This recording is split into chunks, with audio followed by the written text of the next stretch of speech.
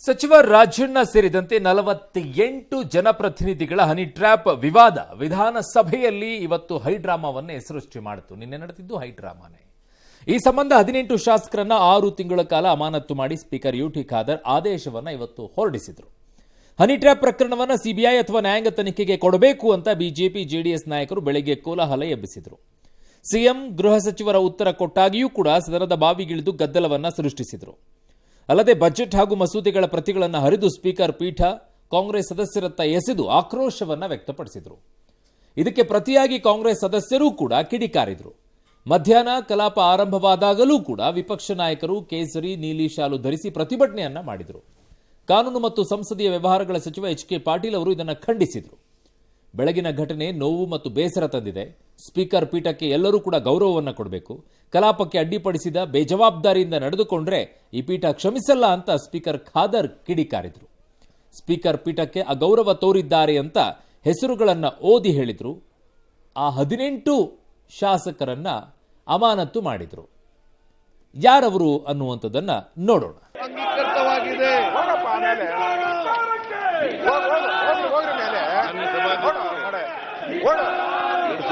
March 30 ಕೊನೆಗೊಳ್ಳುವ ಆರ್ಥಿಕ ವರ್ಷದಲ್ಲಿ ಬರುವ ಪೂರಕ ಅಂದಾಜುಗಳ 3ನೇ ಹಾಗೂ ಅಂತಿಮ ಕಂತು ಅಭಿಯಾನಗಳ ಮಾನ್ಯ ಸದಸ್ಯರುಗಳಾದ Dodda Nageshgowda Patil, doctor Ashwath Narayan, S R. Patil, B A. Basavaraj, M R. Patil, Channabasappa, Chennai, B. Suresh Gowda, Ummanath Kotya, Sharanu Salagar, doctor Shailendra Beldar.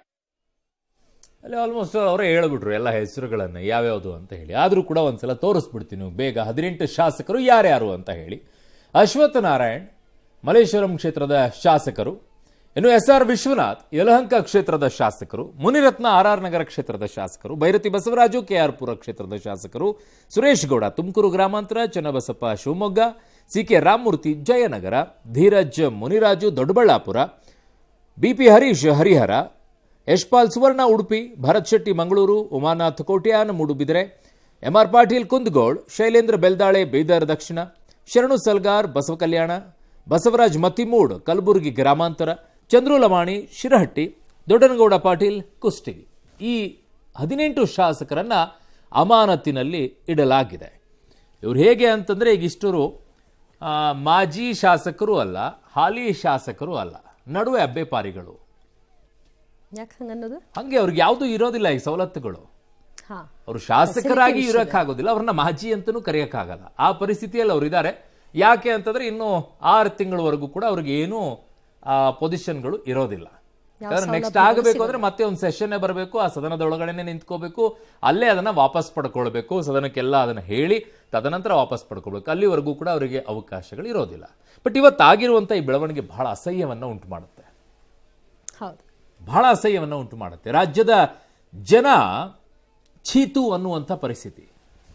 ಯಾಕೆ ಅಂತಂದ್ರೆ ರಾಜ್ಯದ ಜನರ ವಿಚಾರದಲ್ಲಿ ದರ ಏರಿಕೆಯನ್ನ ಮಾಡಿದಂಥ ಸಂದರ್ಭದಲ್ಲಿ ನಿಮಗೆ ಆಕ್ರೋಶಗಳು ಬರೋದಿಲ್ಲ. ರಾಜ್ಯ ಸಂಕಟವನ್ನು ಅನುಭವಿಸ್ತಾ ಇರುವಂತಹ ಸಂದರ್ಭದಲ್ಲಿ ನಿಮಗೆ ಆಕ್ರೋಶಗಳು ಬರೋದಿಲ್ಲ. ರಾಜ್ಯದಲ್ಲಿರುವಂತಹ ಜನರು ಬೊಬ್ಬೆ ಹೊಡ್ಕೊಳ್ತಾ ಇದ್ದಾರೆ, ಅದನ್ನ ಏರಿಕೆ ಮಾಡಬೇಡಿ, ಇದನ್ನ ಏರಿಕೆ ಮಾಡಬೇಡಿ ಅಂತ ಹೇಳಿ. ಅವಾಗ ನಿಮಗೆ ಆಕ್ರೋಶಗಳು ಬರೋದಿಲ್ಲ. ನಿಮಗೆ ಹನಿ ಟ್ರ್ಯಾಪ್ ವಿಚಾರದಲ್ಲಿ ಆಕ್ರೋಶ ಬರುತ್ತೆ. ಎಂತ ಅಸಹ್ಯ ಹೇಸಿಕೆಗರ ಅಲ್ವಾ ನಿಮ್ದು? ಎಲ್ಲರೂ ಒಂದೇ ದೋಣಿಯಲ್ಲಿದ್ದಾರೆ ಅಂತ ಅರ್ಥ. ನಾವು ನೀವು ಜೊತೆಯಾಗಿ, ಆದ್ರೆ ಯಾರು ಮಾಡ್ತಿದ್ರೆ ಅವ್ರನ್ನ ಹಿಡೀರಿ ಅಷ್ಟೇ. ನಾವು ಮಾಡಿರೋ ತಪ್ಪು ಅಂತ ಯಾವನು ಹೇಳ್ತಾ ಇಲ್ಲ, ಅಲ್ಲಿರೋರು ಯಾರು ಹೇಳ್ತಾ ಇಲ್ಲ. ನಾವು ಮಾಡಿರೋ ತಪ್ಪು ಅನ್ನುವಂಥದ್ದನ್ನ ಹೇಳ್ತಾ ಇಲ್ಲ, ಮಾಡಿಸಿದ್ದ ತಪ್ಪು. ಆ ಪ್ರೊಡ್ಯೂಸರ್ ಯಾರು, ಡೈರೆಕ್ಟರ್ ಯಾರು, ಅವರನ್ನು ಪತ್ತೆ ಹಚ್ಚಬೇಕು ಅಂತಾರೆ. ಅಸಹ್ಯ ಅನ್ಸಲ್ವೇನ್ರಿ ನಿಮಗೆಲ್ಲ ಹೇಳಕ್ಕೆ? ಅಸಹ್ಯ ಅನ್ಸಲ್ವಾ? ಯಾಕೆ ಹೋಗ್ಬೇಕಾಗಿತ್ತು, ಯಾಕೆ ಅದರಲ್ಲಿ ತಗಲಾಕೊಳ್ಬೇಕಾಗಿತ್ತು ಅಂತ ಒಬ್ಬರನ್ನ ಪ್ರಶ್ನೆ ಮಾಡ್ಕೊಂಡ್ರ? ಒಬ್ಬರಾದ್ರೂ ಇಲ್ಲ. ಅವರನ್ನು ನೀವು ಡಿಫೆಂಡ್ ಮಾಡ್ಕೊಳ್ಳಿ, ನಿಮ್ಮನ್ನು ಅವ್ರು ಡಿಫೆಂಡ್ ಮಾಡ್ಕೊಳ್ಳಿ. ಎಂತಹ ಯಾವ ಮಟ್ಟಕ್ಕೆ ಹೋಗಿ ಇಳಿದು ಬಿಟ್ಟಿದ್ದೀರಾ ಅಂತ ನಿಮ್ಮನ್ನು ನೀವು ನೋಡ್ಕೊಳ್ಳಿ. ಯಾವ ಮಟ್ಟಕ್ಕೆ ನೀವು ನೋಡ್ಕೊಳ್ತಾ ಇದ್ದೀರಿ ಅಂತ ಹೇಳಿ. ಏನೇನೋ ಮಾತಾಡಿದಾರಂತಲ್ಲ, ಅದನ್ನು ನೋಡ್ಬಿಟ್ಟೆ ಬರೋಣ ಅಲ್ವಾ? ಕೆಲವು ಪಾಯಿಂಟ್ಗಳಿದೆ, ಬಹಳ ಮುಖ್ಯವಾಗಿದೆ. ಇವರ 3 ರೀತಿಯಲ್ಲಿ ಆಟಗಳು ಹೇಗಿದಾವಂತೇಳಿ ಡ್ರಾಮಾಗಳು ನೋಡ್ಬಿಡೋಣ. ಇನ್ನು ಸಸ್ಪೆಂಡ್ ಆದ 18 ಶಾಸಕರು ಸದನದಿಂದ ಹೊರ ಹೋಗುವಂತೆ ಸ್ಪೀಕರ್ ತಿಳಿಸಿದ್ರು. 10 ಸೆಕೆಂಡ್ ಕಾಲಾವಕಾಶವನ್ನು ಕೂಡ ಕೊಟ್ಟರು. ಅವರು ಹೋಗಲಿಲ್ಲ. ಮಾರ್ಷಲ್ಸ್ಗಳು ಅವ್ರನ್ನ ಹೊರಗೆ ಹಾಕುವಂತ ಕೆಲಸವನ್ನು ಕೂಡ ಮಾಡಿದ್ರು. ಈ ಸಂದರ್ಭದಲ್ಲಿ ಅಮಾನತಾದ ಶಾಸಕರು ಧಿಕ್ಕಾರವನ್ನು ಕೂಗಿದ್ದಾರೆ. ಕಾನೂನಾತ್ಮಕವಾಗಿ ಹೋರಾಟ ನಡೆಸ್ತೀವಿ ಅಂತ ಕೂಡ ಗುಡುಗಿದ್ದಾರೆ. ಏಕಾಏಕಿ ಇವತ್ತು ಅಮಾನತ್ ಮಾಡಿದ್ದಾರೆ. ಇದರಲ್ಲಿ ಕೊನೆಯಲ್ಲಿ ನನ್ನ ಹೆಸರು ಸೇರಿಸಿದ್ದಾರೆ. ಇದಕ್ಕೆ ಕಾರಣ DK ಶಿವಕುಮಾರ್ ಅವರು ಆಗ್ತಾರೆ. ಅವ್ರಿಲ್ಲ ಅಂದ್ರೂ ದೂರವಾಣಿ ಇದೆಯಲ್ಲ, ಎಷ್ಟೊತ್ತು ಬೇಕು? ಅವರು ಒತ್ತಡದಿಂದ ಈ ಕೆಲಸ ಆಗಿದೆ. ನೀವು ಸರಿಯಾದ ರೀತಿಯಲ್ಲಿ ನಮ್ಗೆ ಉತ್ತರವನ್ನು ಕೊಟ್ಟಿದ್ರೆ ನಾವ್ಯಾಕೆ ಮಾಡ್ತಾ ಇದ್ವಿ? ನೀವೇನ್ ಮಾಡಿರ್ಲಿಲ್ಲ. ಸಭಾಧ್ಯಕ್ಷರೇ ಹಿಂದೆ ಕಾಂಗ್ರೆಸ್ ಅಲ್ಲಿ ಇದ್ದಾಗ ಅವರೇ ಸಸ್ಪೆಂಡ್ ಆಗವ್ರೆ. ಸಸ್ಪೆಂಡ್ ಆದವ್ರು ನಮ್ಮನ್ನು ಸಸ್ಪೆಂಡ್ ಮಾಡ್ಬೇಕಾದ್ರೆ ಅವ್ರಿಗೂ ಏನಾದ್ರು ನೈತಿಕತೆ ಇರಬೇಕಲ್ವಾ? ಅವರು ಅದೇ ಕೆಲಸ ಮಾಡಿದ್ರಲ್ಲ. ಅವ್ರೇನಾದ್ರೂ ತನಿಖೆ ಕೊಟ್ಟಿದ್ರೆ ನಾವ್ಯಾಕೆ ಮಾಡ್ತಾ ಇದ್ವಿ? ಹಂಗಂದ್ರೆ ಇವ್ರು ಏನ್ ಹೇಳ್ತಾರೆ ಅದನ್ನ ಕೇಳ್ಕೊಂಡು ಹೋಗ್ಬೇಕಾ?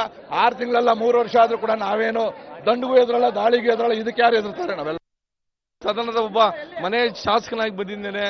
ಒಂದು ದಿವಸ ಕೂಡ ಆ ಪೀಠಕ್ಕೆ ಅಗೌರವವನ್ನು ತೋರಿಲ್ಲ. ಆದರೂ ಕೂಡ ಸನ್ಮಾನ್ಯ ಅಧ್ಯಕ್ಷರು ಇವತ್ತು ನಮ್ಮನ್ನ ಅಮಾನತಿನಲ್ಲಿಟ್ಟಿದ್ದಾರೆ. ಅದರ ವಿರುದ್ಧವಾಗಿ ನಾವು ಹೋರಾಟವನ್ನು ಮಾಡ್ತೇವೆ. ಮುಂದಿನ ದಿನಗಳಲ್ಲಿ ಇದು ಈ ರೀತಿಯಾದಂತ ದಮನಕಾರಿ ನೀತಿ ಸರಿಯಿಲ್ಲ ಅನ್ನೋದು ನನ್ನ ಇದು. ಆ ಒಂದು ಹನಿ ಟ್ರ್ಯಾಪ್ ವಿಚಾರವಾಗಿ ತನಿಖೆ ಮಾಡಕ್ಕಾಗದಂತ ಈ ಸರ್ಕಾರ ಇವತ್ತು ನಮ್ಮನ್ನ 6 ತಿಂಗಳ ಕಾಲ ಸಸ್ಪೆಂಡ್ ಮಾಡಿರ್ತಕ್ಕಂಥದ್ದು ದುರದೃಷ್ಟಕರ. ಇವತ್ತು ಸಭಾ ಅಧ್ಯಕ್ಷರು ಒಂದು ಪಕ್ಷದ ಪರವಾಗಿ ಕೆಲಸ ಮಾಡ್ತಾ ಇರ್ತಕ್ಕಂಥದ್ದನ್ನ ನಾವು ಖಂಡಿಸ್ತೀವಿ.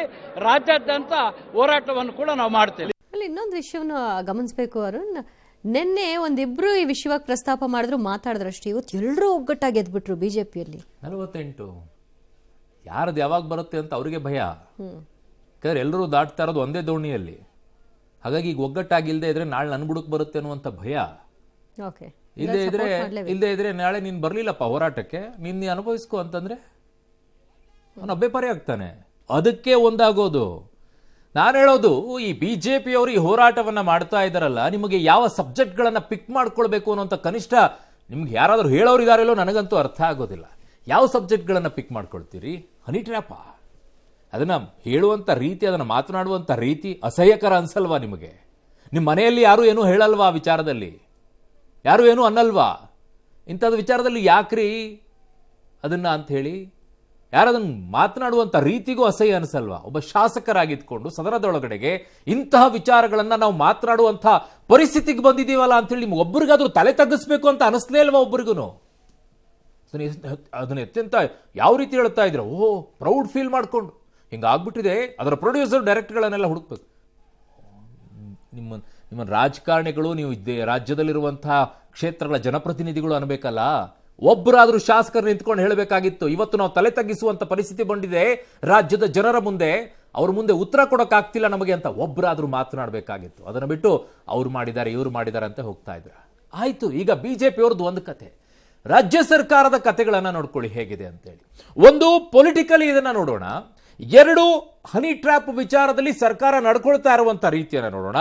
3ನೇಯದ್ದು, ಯಾಕೆ ಬರೀ ದಲಿತ ನಾಯಕರ ಟಾರ್ಗೆಟ್? ವೈ? ಯಾಕೆ ಬರೀ ದಲಿತ ನಾಯಕರ ಟಾರ್ಗೆಟ್? ಆ ಸಮುದಾಯದ ಫಂಡ್ ಅನ್ನ ಕೂಡ ಎತ್ಕೊಳ್ಳುವಂತ ಪರಿಸ್ಥಿತಿಯಲ್ಲಿರಬೇಕಾದಂತ ಸರ್ಕಾರ ಆ ನಾಯಕರನ್ನು ಕೂಡ ಬೆಳೆಯಲಾರದೆ ಅವ್ರನ್ನ ತುಳಿಯುವಂತ ಪ್ರಯತ್ನಗಳನ್ನ ಮಾಡ್ತಾ ಇದೆಯಲ್ಲ. ಯಾಕೆ? ಬಿಜೆಪಿ ಆಗಿರಬಹುದು, ಕಾಂಗ್ರೆಸ್ ಆಗಿರಬಹುದು. ಫಸ್ಟ್ ಕೇಸ್ ತಗೊಳ್ಳಿ, ನಾಗೇಂದ್ರ ಅವರು ಏನು ಅವರನ್ನು ಹಾಗೆ ಕಳಿಸಿದ್ರಿ. ಅದಕ್ಕಿಂತಲೂ ಮುಂಚಿತವಾಗಿ ಹೋಗಿ ಅಖಂಡ ಶ್ರೀನಿವಾಸ ಮೂರ್ತಿ ಅವ್ರ ಜೊತೆಗೆ ಯಾರು ಬೆಂಬಲವಾಗಿ ನಿಂತ್ಕೊಂಡ್ರು? ಯಾರು ಇಲ್ಲ. ಯಾರು ನಿಂತ್ಕೊಂಡ್ರು? ಅವರನ್ನು ಹೇಗೆ ಶಮನ ಮಾಡಿದ್ರಿ? ಅವ್ರು ಯಾವ ಗುಂಪಲ್ಲಿ ಸೇರ್ಕೊಂಡಿದ್ರು ಕಾಂಗ್ರೆಸ್ನಲ್ಲಿ? ನಾಗೇಂದ್ರ ಅವ್ರು ಯಾವ ಗುಂಪಲ್ಲಿದ್ರು? ಅವರನ್ನ ಹೇಗೆ ಶಮನ ಮಾಡುವಂತ ಪ್ರಯತ್ನ ನಡೀತು? ಈಗ ಮತ್ತೊಮ್ಮೆ ಸ್ಫೋಟವಾಗಿ ನಿಂತಂತ ರಾಜಣ್ಣ ಅವರು ದೆಹಲಿಗೆ ಹೋಗಿದ್ದು ಬಂದಿದ್ದು, ದೆಹಲಿಗೆ ಹೋಗಿದ್ದು ಬಂದಿದ್ದು. ದೆಹಲಿಗೆ ಯಾಕೆ ಹೋದ್ರೋ ಗೊತ್ತಿಲ್ಲಪ್ಪ. ಅಲ್ಲಿ ಹೋಗಿ ಬಂದ ಮೇಲೆ ನೀವು ನಿನ್ನೆ ಮಾತಾಡಿದ್ ನೋಡಿದ್ರೆ ಕೇಂದ್ರದ ನಾಯಕರು ಶಾಮೀಲಾಗಿದ್ದಾರೆ, ಅವ್ರದ್ದು ಇದೆ ಅಂತಂದ್ರಲ್ಲ. ನಂಗೆ ಯಾಕೋ ಡೌಟ್ ಬರಕ್ ಶುರುವಾಗಿ, ನೀವು ದೆಹಲಿಗೆ ಹೋಗಿದ್ದು ಅದಕ್ಕೇನಾ ಅಂತ. ಏನಪ್ಪ ನಂಗೆ ಗೊತ್ತಿಲ್ಲ, ಬಟ್ ಹೋಗಿ ಬಂದಿದ್ದಿದೆ. ಬಟ್ ಅವರು ಟಾರ್ಗೆಟ್ ಇದರಲ್ಲಿ ಒಂದ್ ಕಡೆಗೆ ದಲಿತರಿಗೆ ಕೊಟ್ಟಿರುವಂತ ಕಲ್ಯಾಣ ನಿಧಿ ಏನಿದೆ ಅದನ್ನ ದುಡ್ಡನ್ನ ಕಿತ್ಕೊಂಡ್ಬಿಟ್ಟು ಗ್ಯಾರಂಟಿಗಳಿಗೆ ಕೊಡೋದು, ತದನಂತರ ಆ ನಾಯಕರನ್ನ ಟಾರ್ಗೆಟ್ ಮಾಡೋದು, ಇದು ಒಂದು ಪಾರ್ಟು. 2ನೇದಕ್ಕೆ ಬನ್ನಿ, ಹನಿ ಟ್ರ್ಯಾಪ್ ವಿಚಾರದಲ್ಲಿ ಆಹಾ ಏನ್ ಡ್ರಾಮಾ ಮಾಡ್ತೀರಿ ಈಗ ಸರ್ಕಾರದವರು ಅಂತ ನೋಡಿ. ಮೊದಲನೇದಾಗಿ ಯಾರ ಪ್ರಕರಣ ಬಂದಿತ್ತು? ರಮೇಶ್ ಜಾರಕಿಹೊಳಿ ಪ್ರಕರಣ ಬಂದಾಗ ಹೇಗೆ ಸರ್ಕಾರ ಆಕ್ಟಿವ್ ಆಗಿತ್ತು, ಯಾವ ರೀತಿಯಾಗಿ ತನಿಖೆಗೆ ಮುಂದಾಯ್ತು? ಆಗ್ಲಿಲ್ವಾ? ಅವತ್ತು SIT ಕೊಟ್ರಿ, ಫುಲ್ ಆಕ್ಟಿವ್. ಅಬ್ಬಬ್ಬಬ್ಬ ಏನು ಅದೊಂದು ಆಗ್ಬಿಟ್ಟಿದೆ ಅನ್ನೋ ರೀತಿಯಲ್ಲಿ ಅಬ್ಬರಿಸಿದ್ದೇ ಬೊಬ್ಬಿರದಿದ್ದು. ಬೆಂಗಳೂರಿಂದ ಬೆಳಗಾವಿ, ಬೆಳಗಾವಿಯಿಂದ ಬೆಂಗಳೂರು, ತದನಂತರ ಹಾಸನದಿಂದ ಬೆಂಗಳೂರು, ಬೆಂಗಳೂರಿನಿಂದ ಹಾಸನ. HD ರೇವಣ್ಣ ಅವ್ರದ್ದು ಬಂತು, ಫುಲ್ ಆಕ್ಟಿವ್ ಸರ್ಕಾರ. ಅದನ್ನು ಕೊಟ್ರಲ್ಲ. ಹಾ, ಅದೇ ಫುಲ್ ಆಕ್ಟಿವ್ ಸರ್ಕಾರ. ಇಮ್ಮಿಡಿಯೇಟ್ ಆಗಿ ಪ್ರಜ್ವಲ್ ರೇವಣ್ಣದ್ ಬಂತು, ಇಮ್ಮಿಡಿಯೇಟ್. ಸೂರಜ್ ರೇವಣ್ಣ ಇಮ್ಮಿಡಿಯೇಟ್. ಯಾಕೆ ಈ ಪ್ರಕರಣದಲ್ಲಿ ಒಂದು ವಾರದಿಂದನೂ ಬೊಬ್ಬೆ ಹೊಡ್ಕೊಳ್ತಾ ಇರುವಂತ ಸಂದರ್ಭದಲ್ಲಿ ಚರ್ಚೆ ಆಗ್ತಾ ಇದೆ, ಸಚಿವರ ಹನಿ ಟ್ರ್ಯಾಪ್ ಆಗ್ತಾ ಇದೆ ಅನ್ನುವಂತ ವಿಚಾರ ಬಂದಾಗಲೂ ಕೂಡ ಸರ್ಕಾರಕ್ಕೆ ಅದರ ಬಗ್ಗೆ ಗಂಭೀರವಾಗಿ ಅದನ್ನು ತೆಗೆದುಕೊಳ್ಬೇಕು ಅನ್ನುವಂತ ಆಲೋಚನೆ ಬರಲ್ಲ ಅಂತಂದ್ರೆ ಏನ್ ನಡೀತಾ ಇದೆ ಸರ್ಕಾರದಲ್ಲಿ ಅನ್ನುವಂತ ಅನುಮಾನಗಳು ಬರುತ್ತೆ. ಇನ್ನು ರಾಜಣ್ಣ ಅವ್ರು ಕಂಪ್ಲೇಂಟ್ ಕೊಟ್ಟಿಲ್ವಲ್ಲ, ಕಂಪ್ಲೇಂಟ್ ಕೊಡಬೇಕಾಗಿದೆ ಅದಕ್ಕೆ. ಅಯ್ಯೋ ಥೂ, ನಾಚಿಕೆ ಆಗಲ್ವಾ ನಿಮಗೆ? ಒಂದು ಸರ್ಕಾರದಲ್ಲಿರುವಂತಹ ಸಚಿವರು ನನ್ನ ಮೇಲೆ ಹನಿ ಟ್ರ್ಯಾಪ್ ಆಗುವಂತ ಪ್ರಯತ್ನ ನಡೆದಿದೆ ಅಂತಂದಾಗ ಒಂದು ಸುಮೋಟೋ ಹಾಕೊಂಡು ತನಿಖೆ ಮಾಡಿಸ್ಬೇಕು ಅಂತ ಅನಿಸ್ಲಿಲ್ವಾ ನಿಮಗೆ? ಕಂಪ್ಲೇಂಟ್ ಕೊಡಬೇಕಾಗಿತ್ತ ಅವರು ಬಂದು ಸದನದ ಒಳಗಡೆಗೆ, ಕಡತದ ಒಳಗಡೆ ಲಿಖಿತವಾಗಿ ಕೂತ್ಕೊಳ್ತಲ್ರಿ, ಅದು ದಾಖಲೆಯಾಗಿ. ಹನಿ ಟ್ರ್ಯಾಪ್ ವಿಚಾರದಲ್ಲಿ ಕಡತದಿಂದ ತೆಗೆಸಿದ್ರ ಅದನ್ನ? ಇಲ್ಲ ತಾನೆ, ಕಡತದ ಒಳಗಡೆಗೆ ಇದೆ ತಾನೆ. ದೂರು ಕೊಡಬೇಕಂತೆ. ಏನ್ ದೂರು ಕೊಡಬೇಕಾಗಿತ್ತು ನಿಮಗೆ? ಅಷ್ಟು ಬಹಿರಂಗವಾಗಿ ಹೇಳಿದ ನಂತರವೂ ಕೂಡ ಕೂತ್ಕೊಂಡು ಒಂದು ಸುಮೋಟೋ ತಂದ್ರಪ್ಪ, ನಮ್ಮ ಸರ್ಕಾರದಲ್ಲಿರುವಂತಹ ಒಬ್ಬ ಸಚಿವರಿಗೆ ಈ ರೀತಿಯಾಗಿ ಹನಿ ಟ್ರ್ಯಾಪ್ ಮಾಡುವಂತ ಪ್ರಯತ್ನ ನಡೆದಿದೆ, ಅವನು ಯಾವನವನು ತಂದು ಅವರು ಜನರ ಮುಂದೆ ನಿಲ್ಲಿಸ್ತೀವಿ ಅನ್ನುವಂಥ ಒಬ್ಬರಿಗೂ ಯೋಚನೆ ಬರಲಿಲ್ವಾ? ಯಾಕೆ? ನಿಮ್ಮದು ಏನಾದರೂ ಆಚೆ ಬಂದ್ಬಿಡುತ್ತೆ ಅಂತನ? ಇದ್ರ ಸಾವಾಸನೆ ಬೇಡಪ್ಪ, ಸ್ವಲ್ಪ ದೂರ ಇದ್ದು ಬಿಡೋಣ. ಬೆಂಕಿ ಕಂಡ್ರೆ ಹತ್ರ ಹೋದ್ರೆ ಸುಡುತ್ತೆ, ಸ್ವಲ್ಪ ದೂರನೇ ಇಡೋದು ಒಳ್ಳೇದು ಅನ್ನೋ ಯೋಚನೆಗಳ. ಯಾಕೆ? ನಿನ್ನೆ ಪಾತ್ರಗಳನ್ನ ನೋಡ್ಕೊಳ್ಬೇಕು. ಸೆಲೆಕ್ಟಿವ್ ಆಗಿರುವಂಥ ಪಾತ್ರಗಳನ್ನ ಹೇಗೆ ಅವರವರವರವರು ಎದ್ದಿದ್ದಂತೂ ಎಲ್ಲರೂ ಒಂದು ಕನೆಕ್ಟಿವಿಟಿಯನ್ನ ಮಾಡಿಬಿಟ್ರೆ ಎಲ್ಲರೂ ಗೆಳೆಯರೇ, ಎಲ್ಲರೂ ಅವ್ರಿಗೆ ಬೇಕಾಗಿರೋದೇ. ಅಲ್ಲ, ಇದ್ರ ಹಿಂದೆ ಪವರ್ ಶೇರಿಂಗ್ ಓಟಕ್ಕೆ ಬ್ರೇಕ್ ಹಾಕೋ ಪ್ರಯತ್ನನೂ ಇರ್ಬೋದಾ? ಪವರ್ ಶೇರಿಂಗ್ ವಿಚಾರಕ್ಕಿಂತಲೂ ಹೆಚ್ಚಾಗಿ ಒಬ್ಬರ ಹೆಸರನ್ನ ಡ್ಯಾಮೇಜ್ ಮಾಡಬೇಕು ಅನ್ನುವಂಥದ್ದು ಬಹಳ ದೊಡ್ಡ ಮಟ್ಟದಲ್ಲಿದೆ, ಬಹಳ ದೊಡ್ಡ ಮಟ್ಟದಲ್ಲಿ ನಡೀತಾ ಇದೆ. ಅದನ್ನೇ ನಾನು ಪೊಲಿಟಿಕಲ್ ಆಂಗಲ್ ಅಂತ ಹೇಳ್ತಾ ಇರೋದು. ಪೊಲಿಟಿಕಲ್ ಆಂಗಲ್ ಯಾವ ರೀತಿಯಲ್ಲಿ ಪಾತ್ರಧಾರಿಗಳೆಲ್ಲರೂ ಕೂಡ ಒಂದು ಆ ಕಡೆಯಿಂದ ಕನೆಕ್ಟ್ ಮಾಡ್ಕೊಳ್ತಾ ಬನ್ನಿ. ರಮೇಶ್ ಜಾರಕಿಹೊಳಿ ಅವರ ಗುರುತಿನಲ್ಲಿ ಗುರುತಿಸ್ಕೊಂಡಿರೋರು ಯಾರು? ಯತ್ನಾಳ್ ಅವರು. ಆ ಕಡೆಯಿಂದ ಈ ಕಡೆ ಗುರುತಿಸ್ಕೊಳ್ತಾ ಬನ್ನಿ. ಸತೀಶ್ ಜಾರಕಿಹೊಳಿ ಕೊಟ್ಟರು ಸ್ಟೇಟ್ಮೆಂಟ್. ಅದಾದ ನಂತರ ಎಲ್ಲಿಗೆ ಬಂತು? ಸೆಷನ್ ಬಂತು. ಅಲ್ಲಿ ರಾಜಣ್ಣ ಇದರಲ್ಲಿ ಏನಿದೆ? ಸ್ಪಷ್ಟವಾಗಿ ಚಿತ್ರಣ ಕಾಣಿಸುತ್ತೆ. ಒಂದು ಲೈನ್, ಅದು ರಾಜಕೀಯವಾಗಿ ಅದೇ ರೀತಿ ಇದೆಯೋ ಅಥವಾ ಇಲ್ವೋ ಬೇರೆ ರೀತಿ, ಬಟ್ ಮೇಲ್ನೋಟಕ್ಕೆ ಅದನ್ನು ಕಾಣಿಸ್ಕೊಳ್ತಾ ಇದ್ದಾಗ ಹಾಗೆ ಕಾಣಿಸಿಕೊಳ್ಳುತ್ತೆ. ಅದು ರಾಜಕೀಯವನ್ನೆಲ್ಲವೂ ಕೂಡ ಬದಿಗಿಡೋಣ.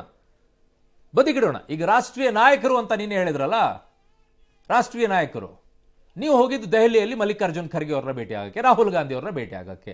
ಅವರನ್ನ ಬಿಟ್ಟು ಅಲ್ಲೂ ಕೂಡ ಬೇರೆ ಪಕ್ಷದವರು ಇದಾರೋ ಆ ಮಾಹಿತಿ ತಮಗಿದೆಯಾ? ಅಥವಾ ನಿಮ್ಮದೇ ಪಕ್ಷದಲ್ಲಿರುವಂತಹ ಮಲ್ಲಿಕಾರ್ಜುನ್ ಖರ್ಗೆ ಅವರು, ರಾಹುಲ್ ಗಾಂಧಿ ಅವರು ಕೂಡ ಇಂಥದ್ದೇ ಕೇಸಲ್ಲಿ ಸಿಕ್ಕಾಕೊಂಡಿದ್ದಾರಾ? ನಮಗೆ ನೀವು ರಾಷ್ಟ್ರೀಯ ನಾಯಕರು ಅಂದ್ರೆ ಅನುಮಾನ ಬರುತ್ತೆ. ನಿಮ್ಮ ಪಕ್ಷದ ಬಗ್ಗೆನೇ ಹೇಳ್ತಾ ಇರಬೇಕಾದ್ರೆ ಅದರದ್ದೇ ಅನುಮಾನ ಬರುತ್ತೆ. ಆಗಿದ್ದಾಗ ಅವರು ಇದ್ದಾರಾ? ಕ್ಲಿಯರ್ ಮಾಡಬೇಕಿದನ್ನ ರಾಜಣ್ಣ ಅವರು. ಇನ್ನೊಂದು ಕಡೆಗೆ ತನಿಖೆಯ ವಿಚಾರದಲ್ಲಿ ನಾನು ಈಗಲೂ ಹೇಳ್ತಾ ಇದ್ದೀನಿ, ಈ ಸರ್ಕಾರ ಡ್ರಾಮಾ ಮಾಡ್ತಾ ಇದೆ. ಇಲ್ಲದೆ ಇದ್ದಿದ್ರೆ ನಿಮ್ಮ ಅನುಕೂಲಕ್ಕೆ ತಕ್ಕಂತೆ ನಿಮ್ಮ ರಾಜಕೀಯವನ್ನ ಮಾಡ್ತಾ ಇರಲಿಲ್ಲ. ಈ ಸರ್ಕಾರ ಹೇಗಾಗಿದೆ ಅಂತಂದ್ರೆ ಒಂದು ದ್ವೇಷದ ರಾಜಕಾರಣವನ್ನ ಮಾಡ್ತಾ ಇರೋದು. ನನಗೆ ಬಂದಾಗ ಮಾತ್ರ ನಾನು ಯೋಚನೆ ಮಾಡಿ ಲೆಕ್ಕಾಚಾರ ಹಾಕೊಂಡು ತನಿಖೆಗೆ ಕೊಡ್ತೀನಿ, ಬೇರೆಯವ್ರದ್ದು ಬಂದಾಗ ಇಮ್ಮಿಡಿಯೇಟ್ ಆಗಿ ಆಕ್ಷನ್ ತಗೊಳ್ತೀನಿ. ಅದು ದ್ವೇಷದ ರಾಜಕಾರಣ ಕಾಣಿಸುತ್ತೆ. ಎರಡನೆಯದ್ದು ಇದರಲ್ಲಿ ಅನುಕೂಲ ಸಿಂಧು ರಾಜಕಾರಣ. ಯಾಕೆ? ರಾಜಣ್ಣ ಅವರ ಪ್ರಕರಣ ಅವರು ಕಂಪ್ಲೇಂಟ್ ಕೊಟ್ಟ ಮೇಲೆ ತಗೊಳ್ತೀರಾ? ಸುಮೋಟೋಕ್ಕೆ ಸಾಕೊಳ್ಳೋಕ್ಕಾಗಲ್ವಾ? ಮೂರನೇದು ನೋಡ್ಕೊಳ್ಳಿ, ಸ್ವಾರ್ಥ ರಾಜಕಾರಣ ಹೇಗಿದೆ ಅಂತ ಹೇಳಿ. ನಾನು ಕುರ್ಚಿ ಮೇಲೆ ಕೂತ್ಕೊಳ್ಬೇಕು, ನಾನು ಕೆಪಿಸಿ ಅಧ್ಯಕ್ಷರಾಗಬೇಕು, ಅವರನ್ನು ಇಳಿಸಬೇಕು, ನಾನು ಮುಖ್ಯಮಂತ್ರಿ ಆಗಬೇಕು, ನಾನು ಉಪಮುಖ್ಯಮಂತ್ರಿ ಆಗಬೇಕು, ನನಗೊಂದು ಅವಕಾಶ ಬೇಕು. ಜಗ್ಗಾಡ್ಕೊಂಡು ಕಿತ್ತಾಡ್ಕೊಂಡು ಅವ್ರ ಕಾಲು ಇವ್ರು ಹೇಳ್ಕೊಂಡು ಇವ್ರ ಕಾಲು ಅವ್ರು ಕೇಳೋರು. ನೀವೆಲ್ಲ ಇರೋದು ಕಾಲು ಕೆಳಗಡೆನೆ, ಕಾಲು ಇಳಿತಾ ಕೂತ್ಕೊಂಡಿರೋರು ನೀವೆಲ್ಲ. ಸ್ವಾರ್ಥ ರಾಜಕಾರಣ. ಇನ್ನೊಂದು, ರಾಜ್ಯದ ಜನರ ಕಣ್ಣಿಗೆ ನೀವು ಅಸಹ್ಯ ಮತ್ತು ಹೊಲಸು ರಾಜಕೀಯದ ಒಂದಿಷ್ಟು ಹುಳುಗಳು, ಅದರಲ್ಲಿ ಯಾವ ಅನುಮಾನನೂ ಇಲ್ಲ. ಒಬ್ಬರಾದ್ರೂ ನಿಮ್ಮ ಮನೆಯಲ್ಲಿರೋರು ನಿಮ್ಗೆ ಹೇಳಿದ್ರೋ ಇಲ್ಲೋ ನನಗಂತೂ ಅರ್ಥ ಆಗಲಿಲ್ಲ ಇಂಥ ವಿಚಾರಗಳ ಬಗ್ಗೆ. ಮನೆಯಲ್ಲಿ ಹೇಳ್ರಿ, ಯಾರಾದರೂ ಮಕ್ಕಳು ಹೆಂಡ್ತಿನೋ ಯಾರಾದರೂ ಹೆಣ್ಮಗಳಿದ್ರೆ ಹೇಳಿ, ಮಗಳಿದ್ರೆ ಯಾಕಿಂಥವೆಲ್ಲ ಮಾತಾಡ್ತೀರಾ ಅವ್ರಿಗೆ ಬೈರಿ ಅಂತ ಹೇಳಿ. ಇಲ್ಲ ಹೆಂಡ್ತಿ ಆಗಿರೋರು ಏನ್ರಿ ಅದೆಲ್ಲ ಇಂಥವೆಲ್ಲ ಮಾಡ್ಕೊಂಡು ಕೂಡ್ತೀರಾ? ಈ ರೀತಿ ಹೋರಾಟವನ್ನ ನಾವು ಎಲ್ಲಿ ನಿರೀಕ್ಷೆ ಮಾಡಬೇಕಾಗಿತ್ತು? ಬಿಜೆಪಿಯಿಂದ ದರ ಏರಿಕೆ ಮಾಡಿದಾಗ ಬೀದಿಗಳಲ್ಲಿ ಈ ರೀತಿಯಾಗಿ ಹೋರಾಟವನ್ನು ನಿರೀಕ್ಷೆ ಮಾಡಬೇಕಾಗಿತ್ತು. ಅದು ಸ್ಟೇಟ್ಮೆಂಟಿಗೂ ಅಲ್ಲ, ಎಕ್ಸ್ ಖಾತೆಯಲ್ಲಿ ಪೋಸ್ಟ್ ಹಾಕಿ ಅವರು ಇದೆ ಅಲ್ಲ ಬಿಜೆಪಿ ಕಚೇರಿ, ಅಲ್ಲಿ ಹೋಗಿ ಕೂತ್ಕೊಂಡು ಒಂದು ಸುದ್ದಿಗೋಷ್ಠಿಯನ್ನು ಮಾಡಿಬಿಟ್ಟು ಹೇಳ್ಬಿಡೋದಷ್ಟೇ. ಈ ಹೋರಾಟ ಆಚೆ ಇರಬೇಕಾಗಿತ್ತು. ದರ ಏರಿಕೆಯಲ್ಲಿ shame on you all of you. ಇನ್ನು ವಿಧಾನಸಭೆಯ ನಡಾವಳಿಯ 348ನೇ ನಿಯಮದಡಿ 6 ತಿಂಗಳ ಕಾಲ 18 ಶಾಸಕರನ್ನು ಅಮಾನತು ಮಾಡಲಾಗಿದೆ. ಮುಂದಿನ ಮಳೆಗಾಲದ ಅಧಿವೇಶನಕ್ಕೂ ಕೂಡ ಈ ಸದಸ್ಯರಿಗೆ ಕಲಾಪ ಪ್ರವೇಶ ಇಲ್ಲ. ಅಮಾನತು ಆದ ಸದಸ್ಯರು ಕಲಾಪದಲ್ಲಿ ಭಾಗವಹಿಸಬೇಕಾದ್ರೆ ಸ್ಪೀಕರ್ ತಮ್ಮ ನಿರ್ಣಯವನ್ನು ಸದನದಲ್ಲೇ ವಾಪಸ್ ತಗೋಬೇಕಾಗತ್ತೆ, ಅದು ನಿಯಮ. ಅಂದಹಾಗೆ ಸಸ್ಪೆಂಡ್ ಆದ ಶಾಸಕರಿಗೆ ನಿರ್ಬಂಧ ಏನಿದೆ, ಏನಿಲ್ಲ, ಸವಲತ್ತುಗಳು ಯಾವ ಸಿಗೋದಿಲ್ಲ ಅನ್ನೋದನ್ನ ನೋಡೋಣ ಕ್ವಿಕ್ ಆಗಿ. ನೋಡಿ, ಅಮಾನತುಗೊಂಡಿರುವಂತವ್ರ ನಿರ್ಬಂಧ ಏನು ಅಂತಂದ್ರೆ ವಿಧಾನಸಭೆ ಸಭಾಂಗಣ ಮತ್ತು ಲಾಬಿ ಮತ್ತು ಗ್ಯಾಲರಿ ಪ್ರವೇಶಿಸುವಂತಿಲ್ಲ. 100% LHಗೂ ಹೋಗೋವಾಗಿಲ್ಲ. ಅವರು ಅಲ್ಲಿ ಕೊಠಡಿಗಳಿದೆ LH ಅಂತ ಹೇಳಿ, ಅಲ್ಲೂ ಹೋಗೋಗಿಲ್ಲ. ಅವ್ರ ರೂಮ್ಗಳಿಗೆ ಸದಸ್ಯರಾಗಿರುವ ಸ್ಥಾಯಿ ಸಮಿತಿ ಸಭೆಗಳಲ್ಲಿ ಭಾಗವಹಿಸುವ ಹಾಗಿಲ್ಲ. ನಾನಾಗಲೇ ಹೇಳಿದೆ ನಿಮಗೆ, ಅವರು ಶಾಸಕರೂ ಅಲ್ಲ, ಮಾಜಿ ಶಾಸಕರೂ ಅಲ್ಲ, ನಡುವಿರುವಂಥ ಅಬ್ಬೆಪಾರಿಗಳು. ಹಾಗೆ ಅವರ ಪರಿಸ್ಥಿತಿ ಈಗ. ಕಲಾಪಗಳ ಪಟ್ಟಿಯಲ್ಲಿ ಅವರ ಹೆಸರಿನಲ್ಲಿ ಯಾವುದೇ ವಿಷಯವನ್ನ ನಮೂದಿಸುವ ಹಾಗಿಲ್ಲ. ಈಗ ಅವರಿಗಿರುವಂಥ ನಿರ್ಬಂಧ. ಯಾವುದೇ ಸೂಚನೆಗಳನ್ನು ಕೂಡ ಸ್ವೀಕರಿಸುವುದಿಲ್ಲ. ಅವರೇನಾದರೂ ಹೋಗಿ ಸೂಚನೆಗಳನ್ನು ಕೊಟ್ಟರು ಅದನ್ನು ಸ್ವೀಕರಿಸುವ ಹಾಗಿಲ್ಲ. ಸಮಿತಿಗಳ ಚುನಾವಣೆಯಲ್ಲಿ ಮತದಾನವನ್ನ ಮಾಡುವ ಹಾಗಿಲ್ಲ. ಅವರು ಶಾಸಕರೇ ಅಲ್ಲ ಅಂತಂದ ಮೇಲೆ ಇನ್ನು ಚುನಾವಣೆಗೆ ಹೆಂಗೆ ನಿಂತ್ಕೊಳ್ತಾರೆ? ಆಗಲ್ಲ. ಅವರಿಗೆ ಅಮಾನತ್ತು ಅವಧಿಯಲ್ಲಿ ಯಾವುದೇ ದಿನಭತ್ಯೆ ಕೂಡ ಸಿಗಲ್ಲ. ನನಗಿರೋ ಮಾಹಿತಿ ಪ್ರಕಾರ ಸಂಬಳನೂ ಬರಲ್ಲ ಏನೋ ಅವರಿಗೆ, ಯಾಕಂದ್ರೆ ಅಮಾನತ್ತಿನಲ್ಲಿ ಅಮಾನತ್ತೆ. ಇನ್ನು ಬಿಜೆಪಿಯ 18 ಶಾಸಕರ ಅಮಾನತು ಕ್ರಮಕ್ಕೆ ಅಶೋಕ್ ವಿಜಯೇಂದ್ರ ಕೆಂಡ ಕಾರಿದ್ರು. ಸ್ಪೀಕರ್ ಮಾತ್ರ ಇದನ್ನ ಸಮರ್ಥಿಸಿಕೊಂಡ್ರು. ಸಭಾಧ್ಯಕ್ಷನಾಗಿ ಸಂವಿಧಾನ ಪ್ರಕಾರ ನಡ್ಕೊಂಡಿದ್ದೀನಿ, ಮಳೆಗಾಲದ ಅಧಿವೇಶನದ ಸಂದರ್ಭದಲ್ಲಿ ನೋಡೋಣ ಅಂತ ಹೇಳಿದ್ರು. ಬಿಜೆಪಿಗರ ವರ್ತನೆಗೆ ಡಿಕೆಶಿ ಕಿಡಿಕಾರಿದ್ರು. ಸ್ಪೀಕರ್ ಕ್ರಮವನ್ನು ಸಚಿವರಾದ ಎಂಬಿ ಪಾಟೀಲ್ ಸಮರ್ಥಿಸಿದ್ರು.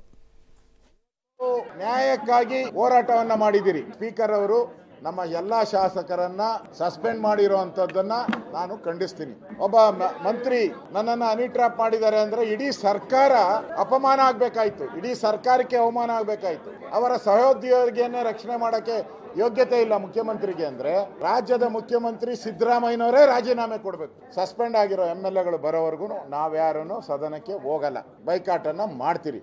ಆಡಳಿತ ಪಕ್ಷದ ಸಚಿವರ ಪರವಾಗಿ ಹೋರಾಟ ಮಾಡಿದ್ರೆ ನಮ್ಮನ್ನು ಕತ್ತಿಡಿದು ಹೊರಗೆ ದಬ್ಬತಕ್ಕಂತ ಕೆಲಸ ಮಾಡಿದ್ದಾರೆ. ಇದು ಖಂಡಿತ ಸರಿಯಲ್ಲ. ಇದು ಅಧಿಕಾರದ ಮದ ಏರಿದೆ. ಇವತ್ತು ಆಡಳಿತ ಪಕ್ಷದವರಿಗೆ ನಾನು ಹೇಳ್ತೇನೆ, ಕಾಂಗ್ರೆಸ್ ಪಕ್ಷದ ಪಾಪದ ಕೊಡ ಇವತ್ತು ತುಂಬಿದೆ. ಮುಖ್ಯಮಂತ್ರಿ ಸ್ಥಾನಕ್ಕೆ ಪೈಪೋಟಿ ನಡೀತಾ ಇದೆ. ಇದರ ಪರಿಣಾಮ ಎಲ್ಲಿಗೆ ಬಂದು ನಿಂತಿದೆ ಅಂತ ಹೇಳಿದ್ರೆ ಸಚಿವರು ಶಾಸಕರನ್ನ ಬೀದಿಗೆ ತರ್ತಕ್ಕಂತ ಕೆಲಸ ಇವತ್ತು ಆಡಳಿತ ಪಕ್ಷದವರು ಮಾಡ್ತಾ ಇದ್ದಾರೆ. ನಾವು ರಾಜ್ಯಪಾಲರನ್ನು ಕೂಡ ಭೇಟಿ ಮಾಡ್ತೇವೆ. ಎಲ್ಲ ವಿಚಾರವನ್ನು ಇಟ್ಕೊಂಡು ರಾಜ್ಯದ ಜನರ ಮುಂದೆ ಹೋಗ್ತೇವೆ. ಸಂವಿಧಾನದ ಪರವಾಗಿ ನಾನು ನಿಂತು ತೀರ್ಮಾನ ತಗೊಂಡಿದ್ದೇನೆ. ಸಂವಿಧಾನ ಪೀಠಕ್ಕೆ ಅಗೌರವ ತೋರ್ಪಡ ಸಂದರ್ಭದಲ್ಲಿ ಅದರ ಗೌರವಿಸುವಂಥ ಜವಾಬ್ದಾರಿ ನನ್ನ ಜವಾಬ್ದಾರಿ ಆಗಿದೆ. ನಾವೀಗ 6 ತಿಂಗಳ ವೇಳೆ ಅದು ಸಸ್ಪೆನ್ಷನ್ ನಾವಿವತ್ತು ತೀರ್ಮಾನ ಮಾಡಿದ್ದೇವೆ. BJP is uncultured party. They have lost the mandate of the people of Karnataka. They doesn't know how to behave. They have become big hooligans. ಅವ್ರು ಏನೇನು ಮಾಡಿದ್ದಾರೆ, ಎಲ್ಲಿವರೆಗೆ ಹೋಗಿದ್ದಾರೆ, ಸ್ಪೀಕರ್ ಅಕ್ಕಪಕ್ಕ ಮೇಲೆ ಹಾಕೋಗಿ ಸುಳ್ಳ ಎಲ್ಲವನ್ನು ತಾವು ಮಾಧ್ಯಮದ ಮುಂದೆ ಇದೆ ಇವತ್ತು ದಿವಸ ನಾವು ನೋಡಿದ್ದೀರಿ. ಹೀಗಾಗಿ ಸರಿಯಾದ ಕ್ರಮ ಕೈಗೊಂಡಿದ್ದಾರೆ. ಕರೆಕ್ಟ್ ಮನೆ DK ಶಿವಕುಮಾರ್ ಅವರೇ, ರಾಜ್ಯದಲ್ಲಿ ಅವರು ಕಳ್ಕೊಂಡಿದ್ದಾರೆ, ಕೇಂದ್ರದಲ್ಲಿ ನೀವು ಕಳ್ಕೊಂಡಿದ್ದೀರಾ. ರಾಜ್ಯದಲ್ಲಿ ಬಿಜೆಪಿ ಏನ್ ಪರಿಸ್ಥಿತಿ ಇದೋ ಕೇಂದ್ರದಲ್ಲಿ ಅದೇ ಪರಿಸ್ಥಿತಿ ಇದೆ. ಮರೆಯಕ್ಕೆ ಹೋಗ್ಬೇಡಿ, ಅದನ್ನ ಮರೆಯಕ್ಕೆ ಹೋಗ್ಬೇಡಿ. ಅವರನ್ನು ಮಾತ್ರ ಹೇಳಕ್ ಸುಲಭ ಆಗ್ಬಿಡುತ್ತೆ. UT ಖಾದರ್ ಅವರು ಕರೆಕ್ಟ್, ಅಲ್ಲಿ ಅವ್ರೇನ್ ನಿಯಮಗಳನ್ನು ತೆಗೆದುಕೋಬೇಕಾಗಿತ್ತು ಅದನ್ನ ಪಾಲನೆಯನ್ನ ಮಾಡಿದ್ದಾರೆ ಅವರು ಕರೆಕ್ಟ್ ಆಗಿ. ಯಾರಾದ್ರೂ ಶಿಸ್ತಿನ ಪಕ್ಷ ಅಂತ ಹೇಳ್ಕೊಳ್ಳುವಂತಹ ಬಿಜೆಪಿ ಆ ರೀತಿಯಾಗಿ ಅಶಿಸ್ತಿನಿಂದ ಅಲ್ಲಿ ಕೇಂದ್ರದಲ್ಲಿ ಏನ್ ಹೇಳ್ತೀರಪ್ಪ, ಕಾಂಗ್ರೆಸ್ನವರು ಆ ರೀತಿಯಾಗಿ ವರ್ತನೆ ಮಾಡಿದಾಗ ಕಾಂಗ್ರೆಸ್ನವ್ರಿಗೆ ಇಷ್ಟ ಇಲ್ಲ, ಅದಕ್ಕೋಸ್ಕರ ಹಿಂಗೆ ಮಾಡ್ತಿದ್ರು. ಇದು ಇಲ್ಲಿ ಅದೇನಾಗದ ನಿಮ್ದು? ಅಲ್ಲಿ ಯಾರಾದ್ರೂ ಪೇಪರ್ ಎಸಿತಾರ ಹಿಂಗೆ? ನಿಮ್ಮ ಕಿತ್ತಾಟಗಳು ಏನಾದರೂ ಇರ್ಬೋದು, ನಿಮ್ಮ ರಾಜಕೀಯವಾಗಿರುವಂಥ ಮಾತುಗಳು ಏನಾದರೂ ಇರ್ಬೋದು. ಸ್ಪೀಕರ್ ಮೇಲೆ ಹಂಗೆ ಎಸೆಯೋದು, ನಿಮ್ಗೆ ಇಷ್ಟ ಬಂದಂಗೆ ವರ್ತಿಸೋದು, ನಿಮ್ಮ ಮೇಲೆ ಕ್ರಮ ತಗೊಂಡ ತಕ್ಷಣ ಡ್ರಾಮಾ. ಇವೆಲ್ಲ ಡ್ರಾಮಾಗಳನ್ನು ಬಿಟ್ಟಾಕಿ ನಿಮ್ಮ 48 ಆ ನಂಬರ್ಸ್ ಏನಿದೆ ಅದರಲ್ಲಿ ನಿಮ್ಮವ್ರು ಎಷ್ಟಿದ್ದಾರೆ ಯಾರಿಗೂ ಗೊತ್ತು. ನಾಯಕರು ಬಿಜೆಪಿಯಲ್ಲಿ ಯಾವ ಹುತ್ತದೊಳಗೆ ಯಾವ ಹಾವಿದೆಯೋ ಯಾರಿಗೂ ಗೊತ್ತು. ಮೋಸ್ಟ್ಲಿ ಅದೇ ಭಯದಲ್ಲಿ ತನಿಖೆ ಮಾಡಿ ಬೇಗ ಅವ್ರನ್ನ ಹಿಡಿದಾಕಿ ಅಂತ ಹೇಳ್ತಾ ಇದ್ದೀರೋ ಏನೋ, ಹೆಂಗೆ ಅನಿಸ್ತಾ ಇದೆ ನೀವೆಲ್ಲ ನೋಡೋದಾದ್ರೆ. ನಿಮ್ಮೆಲ್ಲರ ಡ್ರಾಮಾಗಳನ್ನ ನೋಡ್ತಾ ಇದ್ರೆ ನಮ್ದು ಯಾವಾಗ ಆಚೆ ಬಂದ್ಬಿಡುತ್ತೋ ಏನ್ ಕತೆನೋ, ದಯವಿಟ್ಟು ಹಿಡಿದು ಒಳಗೆ ಹಾಕ್ಬಿಡಿ, ಎಲ್ಲ ಡಿಲೀಟ್ ಮಾಡ್ಬಿಡಿ ಅನ್ನೋ ರೀತಿಯಲ್ಲಿ ಇದ್ದಂಗಿದೆ ನಿಮ್ದೆಲ್ಲ ಮಾಡ್ತಾ ಇರೋ ಡ್ರಾಮಾಗಳನ್ನು ನೋಡ್ತಾ ಇದ್ರೆ. ಯಾವುದಕ್ಕೆ ಡ್ರಾಮಾ ಮಾಡಬೇಕಾಗಿತ್ತು, ಯಾವುದಕ್ಕೆ ಡ್ರಾಮಾ ಮಾಡ್ತಾ ಇದ್ದೀರಾ, ಯಾವುದಕ್ಕೆ ನಿಜವಾಗಿ ಹೋರಾಟ ನಡೆಸಬೇಕಾಗಿತ್ತು, ಯಾವುದಕ್ಕೆ ಡ್ರಾಮಾದಲ್ಲಿ ಹೋರಾಟವನ್ನ ಮಾಡ್ತಾ ಇದ್ದೀರಾ, ನಿಮ್ಮ ನೀವೇ ಅರ್ಥ ಮಾಡ್ಕೊಳ್ಳಿ. ಇನ್ನು ಇದಕ್ಕೂ ಮುನ್ನ ಬೆಳಗ್ಗೆ ಬಜೆಟ್ನ ಮೇಲೆ ಚರ್ಚೆಗೆ ಉತ್ತರ ಕೊಡಬೇಕಾದಂತ ಮುಖ್ಯಮಂತ್ರಿಗಳು ಮುಂದಾದಾಗ ಸುನಿಲ್ ಕುಮಾರ್ ಅಶೋಕ್ ಎದ್ದು ನಿಂತು ಮೊದಲು ಹನಿ ಟ್ರ್ಯಾಪ್ ಪ್ರಕರಣದ ಬಗ್ಗೆ ಉತ್ತರ ಕೊಡಬೇಕು, ಪ್ರಕರಣವನ್ನು ಸಿಬಿಐ ಅಥವಾ ನ್ಯಾಯಾಂಗ ತನಿಖೆಗೆ ಆದೇಶಿಸಬೇಕು ಅಂತ ಪಟ್ಟು ಹಿಡಿದ್ರು. ಬಿಜೆಪಿ ಕಾಂಗ್ರೆಸ್ಸಿಗರ ಮಧ್ಯೆ ಪರಸ್ಪರ ವಾಕ್ಸಮರ ಎಲ್ಲ ನಡೀತು. ಬಳಿಕ ಮಾತನಾಡಿದ ಸಿಎಂ ಸಿದ್ದರಾಮಯ್ಯ, ಯಾರೇ ಇದ್ರೂ ಕೂಡ ಶಿಕ್ಷೆ ಕೊಡಿಸ್ತೀವಿ, ಉನ್ನತ ಮಟ್ಟದ ತನಿಖೆ ನಡೆಸ್ತೀವಿ ಅಂತ ಘೋಷಿಸಿದ್ರು. ಗೃಹ ಸಚಿವ ಪರಮೇಶ್ವರ್ ಮಾತನಾಡಿ, ರಾಜಣ್ಣ ಇನ್ನೂ ದೂರು ಕೊಟ್ಟಿಲ್ಲ, ದೂರು ಕೊಟ್ಟ ಮೇಲೆ ಸಿಎಂ ಜೊತೆಗೆ ಚರ್ಚಿಸಿ ತನಿಖೆಯ ಸ್ವರೂಪವನ್ನ ನಿರ್ಧರಿಸ್ತೀವಿ ಅಂತ ಪರಮೇಶ್ವರ್ ಹೇಳಿದ್ರು. ಆದರೆ ಸಿಎಂ ಗೃಹ ಸಚಿವರ ಉತ್ತರ ಒಪ್ಪದ ವಿಪಕ್ಷಗಳು ಸದನದಲ್ಲಿ ಧರಣಿ ನಡೆಸಿದ್ವು. ಸದಾಶಿವನಗರ ಸಿಡಿ ಫ್ಯಾಕ್ಟರಿ ಅಂತ ಮುನಿರತ್ನ ಕೂಗಿದ್ರು. ಪ್ರತಿಪಕ್ಷ ನಾಯಕರು ಸಿಡಿಗಳನ್ನ ಪ್ರದರ್ಶಿಸಿದ್ರು. ಯಾರಯ್ಯ ಯಾರಯ್ಯ, ಸಿಡಿ ಮಾಡಿದವರು ಯಾರಯ್ಯ ಅಂತ ಭಜನೆ ಬೇರೆ ಮಾಡಿದ್ರಂತೆ. ಅದಕ್ಕೆ ಯಾಕ್ರಿ ಭಜನೆ ಅಂತ ಕರಿತೀರಾ? ಭಜನೆಗೆ ನಿಜವಾದಂಥ ಒಂದು ಮೌಲ್ಯ ಇದೆ. ಇದಕ್ಕೆ ಯಾಕೆ ಕರೀತಾರೆ? ಇದು ಭಜನೆ ಅಲ್ಲ. ಇದು ಗೊಂದಲ ಕೋಲಾಹಲದ ನಡುವೆಯೇ ಧನವಿಯೋಗ ವಿಧೇಯಕ ಮತ್ತು ಸಂಬಳದ ವಿಧೇಯಕಗಳಿಗೆ ಸದನದಲ್ಲಿ ಅಂಗೀಕಾರ ದೊರೆಯಿತು. ಪರಿಷತ್ನಲ್ಲೂ ಕೂಡ ಹನಿ ಟ್ರ್ಯಾಪ್ ಕೋಲಾಹಲ ನಡೀತು.